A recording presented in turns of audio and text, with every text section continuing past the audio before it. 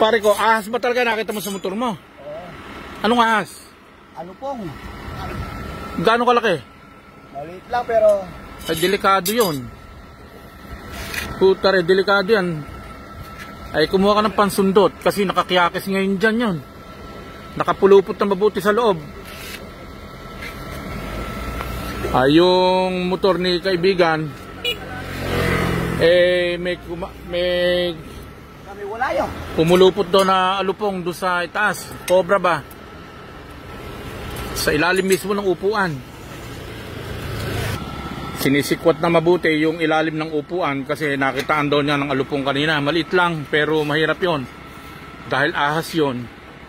Eh baka pag upo niya, sungga ba naman yung hita niya? Wala ka nasilip dyan. Baka sa kabila. Wala ako makita rin eh.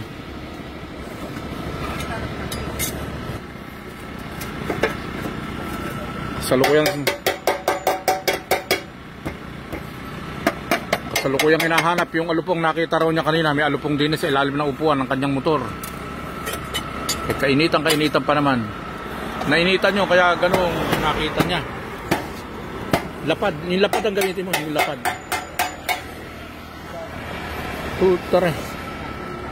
Delikado yun. Nakatiya mga inyata gulo. Kanina din. May baon akong katala, pahiramin ko si Pare Dudut dahil yung upuan ng kanyang karmatsug kinakailangan maalis para yung ahas lumitaw. Kinakailangan mabungkal yung upuan eh. Pare, katala oh. Tatanggal na nga yan. Ito, nakita ni kaibigang Dudut yung ahas.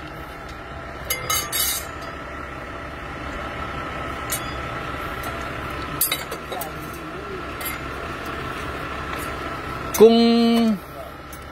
Sige. Ayan. Ito, sasabuyan ng tubig na kulo para lumabas yung ahas. Nasa ilalim ng upuan. Sige, sabuyan mo. Sige.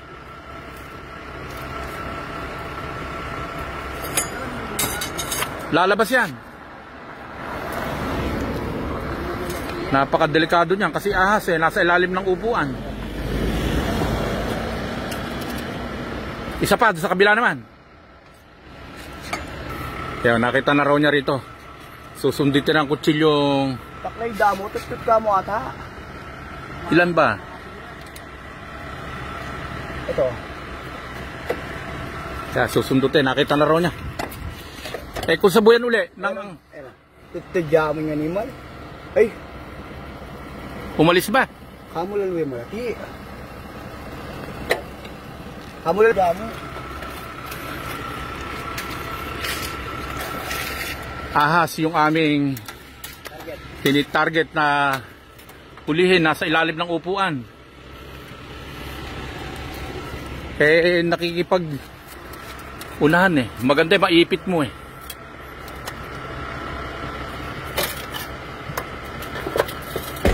Kabila, ay doon. Bumaba natin sa kabila. Yung mga dyan kung makaltaw. Sige, titingnan ko. Sige. Ala rito. Ere. Maliit nga lang kayo. Kabila, ere. Parang ahas tulog lang. Nasaan? Ay, lupo nga. Maliit. Ito, sa may tapat ng sprocket ng kadena, ng siyak. Saan? Dito sa gitna. Tindahan natin, pigyan mo. Ha, nasundot mo na. Ay, lalabas.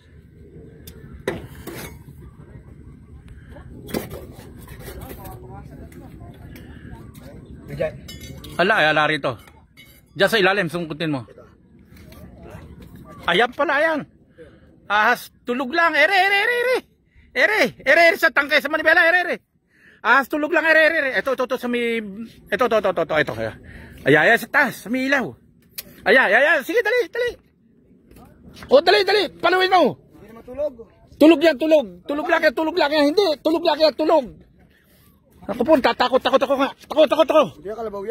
Hindi. Matutulog na siya ng lifetime ngayon. Wala na. Tulog lang.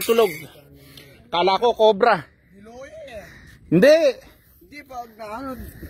Ahas tulog lang ito. Ala yan. Ayan, tulog. Ala naman kamandag to. Pero ganun pa man, ahas po ito na huli sa ilalim ng upuan ni kaibigan Dudut. Tapon na natin. Yan.